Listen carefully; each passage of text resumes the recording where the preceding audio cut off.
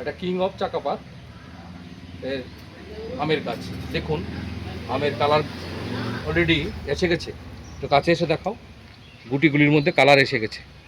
এটা রঙিন আমের মধ্যে এটা বিদেশি ভ্যারাইটি, খুব ভালো জাতের আম, খুব বড় হয়, খুব সুমিষ্ট এবং প্রচুর পরিমাণে ফ্রুট সেটিং হয়। এটা 2 বছরের গাছ, এই প্রথম এইবার এটার মধ্যে আম আসলো। এখন এই অবস্থায় আমরা এই গুটিগুলির মধ্যে যেমন ফাঙ্গিসাইড দিয়েছি, পেস্টিসাইড দিয়েছি ফুল ফোটার আগে, এবং যখন একবার গুটি সেট হয়ে গেছে তখন। কিছুদিন আগে এটার মধ্যে মাইক্রোনিউট্রিয়েন্টস বায়োভিটা এক্স সিউইড দিয়েছি, জিঙ্ক বোরন দিয়েছি, ক্যালসিয়াম নাইট্রেট। এখন এটার মধ্যে আরেকটা জিনিস স্প্রে করতে হবে, সেটা হলো পটাশিয়াম নাইট্রেট। 13-0-45 এনপিকে হলো পটাশিয়াম নাইট্রেট। যাদের কাছে এনপিকে 13-0-45 নেই, ওনারা 0050 সালফার অফ পটাশ, এইটা লিটারে 2 থেকে 3 গ্রাম নেবেন, আর লিটারে 2 গ্রাম ইউরিয়া সার নেবেন। পারলে 2 গ্রামের কম নেবেন, বেশি অনুমতি নেবেন না। বেশি নাইট্রোজেন দিলে কিন্তু গাছ থেকে গুটিগুলি ঝরে পড়ে যাবে। এই অবস্থায় গাছের মধ্যে হালকা একটু নাইট্রোজেন আর সাথে পটাশ, সালফার তো আছেই। আশা করি খুলে বলার প্রয়োজন নেই, আমাদের সকলেরই জানা, গাছপ্রেমী বা আমরা যারা ছাদ বাগানে গাছ করি বা গাছকে ভালোবাসি সবারই জানা আছে পটাশের কি গুরুত্ব। সালফার যেমন ফলকে গাছের মধ্যে সেটিং করতে সাহায্য করে, পটাশ গাছকে ভিতর থেকে একটা শক্তি যোগায় এবং সেটাও ঝরে পড়ার প্রতিরোধ ক্ষমতাকে কমিয়ে দেয়। এবং এই অবস্থায় গাছের একটা বিশেষ খাবারের প্রয়োজন, তার জন্য এটার মধ্যে হালকা একটা নাইট্রোজেন স্প্রে করব লিটারে 2 গ্রাম এই অনুপাতে। আর যাদের কাছে এনপিকে 13-0-45 পটাশিয়াম নাইট্রেট আছে তারা ওইটা স্প্রে করতে পারেন।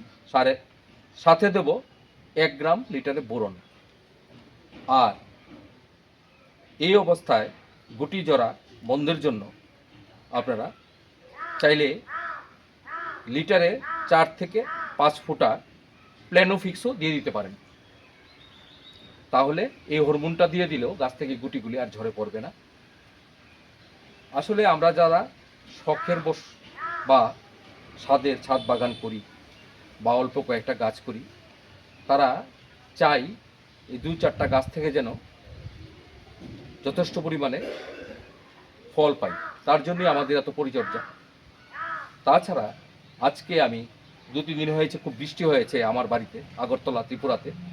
এখন আমি গাছের গুড়ির চারিদিকে আমার কাছে একটা মিক্সড খাবার বানিয়েছিলাম, আপনারা দেখেছেন এর আগের আমার এই চ্যানেলে এক নজর ব্লগের ভিডিওতে, যে মিশ্র খাবারটার মধ্যে হাড় গরু, শিংকুচি, জিয়ার দানা, Epsom salt, humic acid, boron, zinc, gypsum,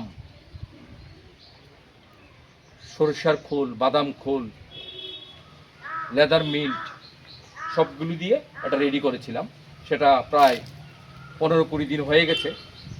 এখন অল্প পরিমাণে এই গাছের চারিদিকে আমি শুকনো গোবর অথবা ভার্মি কম্পোস্ট, আমার কাছে শুকনো গোবর নেই, ভিজা গোবর, তার জন্য আমি বাড়ির গোবর দিচ্ছি না, আমি ভার্মি কম্পোস্ট আর সারটা চারিদিকে দিয়ে দিচ্ছি। আপনারা একবার দেখুন কিভাবে গাছের মধ্যে দিতে হবে।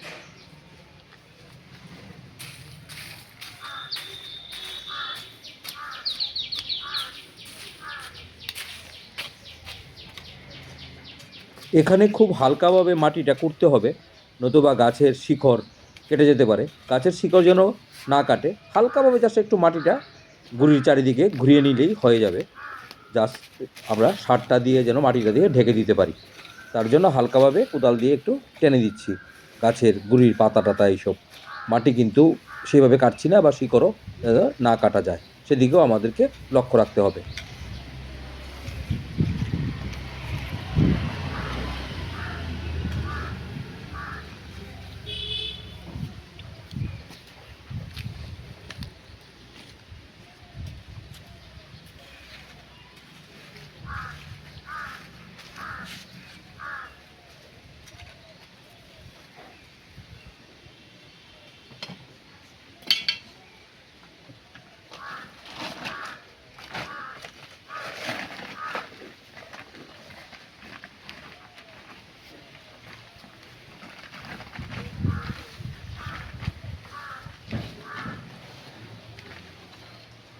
দেখাও সারটা একটু। এই হলো সেই মিক্স খাবার যার মধ্যে সব ধরনের মাইক্রোনিউট্রিয়েন্টস এবং গাছের যে 16টা উপকরণ দরকার খাদ্যের জন্য, নাইট্রোজেন, ফসফরাস, ক্যালসিয়াম এবং জিঙ্ক, বোরন যা আছে সব কিছু পেয়ে যাবে। এই অবস্থায় গাছকে আমরা যদি এইভাবে হালকা একটু ভারী খাবার দিয়ে দিই, গাছটা ফ্রুট সেটিংয়ের ক্ষেত্রে এবং দ্রুত ফ্রুটগুলি সেটিং হয়ে যাবে গাছের মধ্যে। গাছের একটু খাবার দরকার।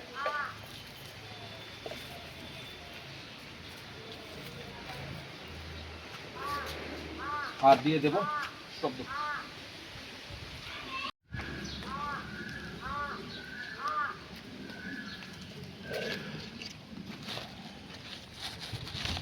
এই দেখুন ভার্মি কম্পোস্টটা খুব ভালো, এটার মধ্যে কেঁচুও আছে দেখুন।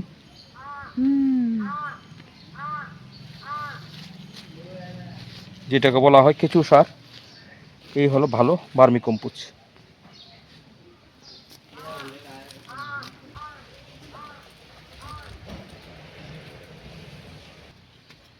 হয়ে গেল, এখন বাস মাটি দিয়ে চাপা দিয়ে দিন। আমাদের এখানে গত দুদিন প্রচণ্ড বৃষ্টি হয়েছে, তার জন্য আমি সারটা দিয়ে আর গাছেগুলোতে জল দিলাম না। যাদের এখানে বৃষ্টি হয়নি তারা কিন্তু সার দিয়ে একবার জল দিয়ে গাছের গুঁড়িটা ভালো করে ভিজিয়ে দিতে হবে।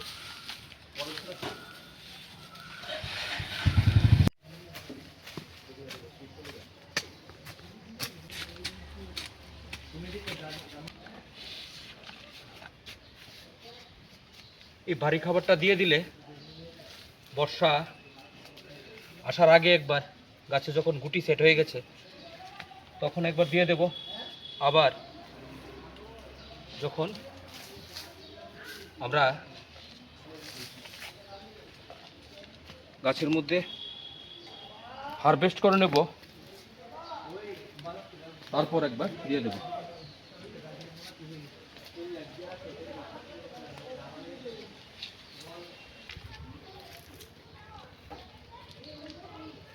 এটার মধ্যে ডিআইপিও আছে, ধ্রুবী গোল্ডও আছে। টাটার ধ্রুবী গোল্ডের মধ্যে খুব ভালো মাইক্রোনিউট্রিয়েন্ট আছে।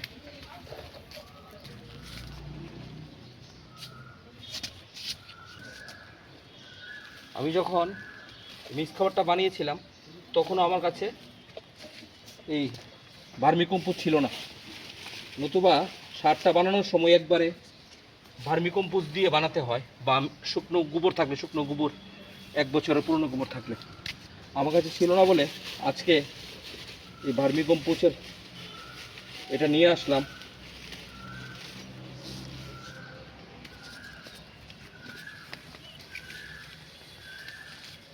যেহেতু গাছটা একটু বড় পরিমাণে, বড় সাইজের, তার জন্য একটু খাবারও বেশি পরিমাণে দিতে হচ্ছে। এবার এটাকে মাটি দিয়ে ঢেকে দেব।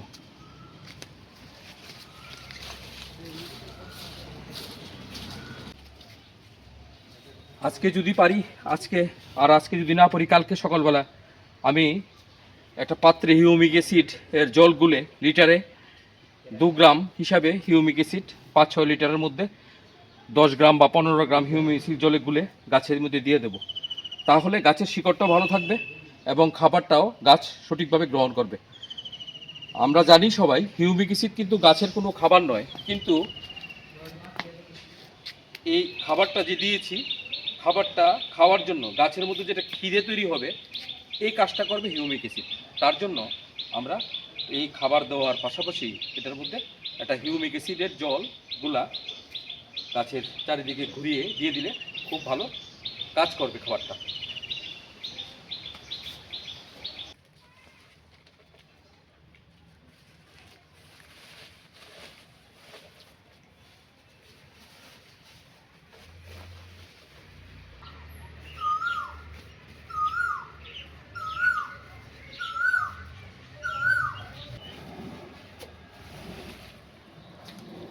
এটা একটা অরুণিকা আমের জাত, দেখুন ছোট অবস্থায় কি সুন্দর কালার এসে গেছে আমের মধ্যে।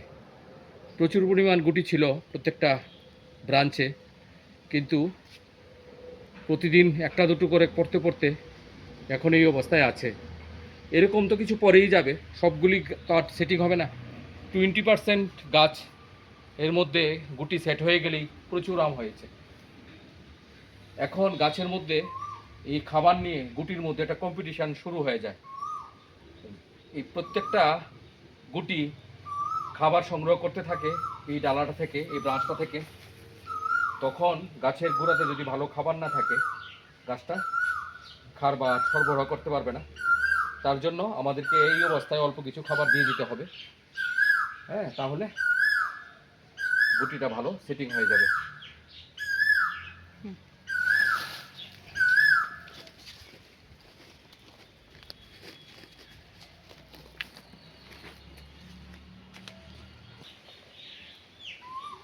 যেহেতু গাছগুলি একটু বড় আকৃতি, তার জন্য একটু ভার্মি কম্পোস্টটাও এটার মধ্যে একটু বেশি করে দিয়ে দিলাম, 1-2 কিলো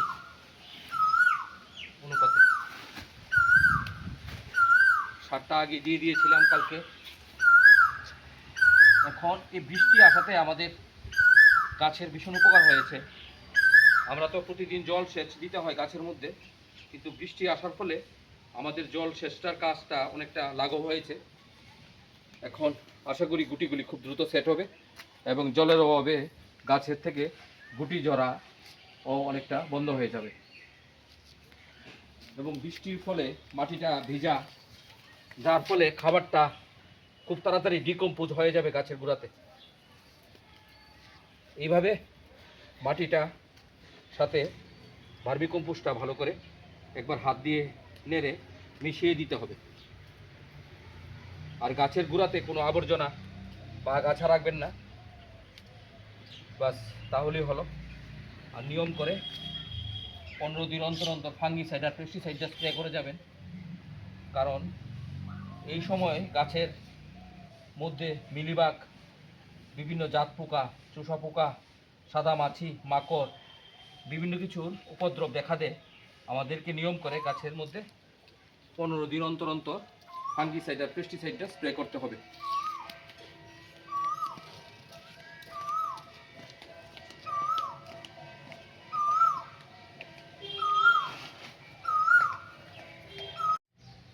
পাশাপাশি গাছের গোড়াতে কোনো আগাছা রাখবেন না। আগাছা রাখলে কি হবে, আমরা যে খাবারটা দিলাম সেই খাবারটা গাছ পাবে কম, আগাছাগুলি খেয়ে নেবে। তার জন্য গাছের গুঁড়ি পরিষ্কার রাখবেন। আর গাছের মধ্যে ফাঙ্গিসাইড আর পেস্টিসাইডটা প্রতি 15 দিন অন্তর অন্তর স্প্রে করে যাবেন, তাহলে এই সুন্দর সুন্দর গুটিগুলি খুব দ্রুত আমে পরিণত হবে এবং খুব দ্রুত গাছ থেকে ভালো পরিমাণ আম আমরা পেয়ে যাব। এই ছিল আজকের প্রতিবেদন। যদি বন্ধুগণ আপনাদের কাছে ভালো লাগে, অবশ্যই একটা লাইক দেবেন, সাবস্ক্রাইব করবেন এবং বেল আইকনটি অন করে এক নজরে ব্লগের পাশে থাকবেন। সম্পূর্ণ ভিডিওটা দেখার জন্য আপনাদেরকে অসংখ্য ধন্যবাদ। আপনারা সবাই ভালো থাকবেন, সুস্থ থাকবেন।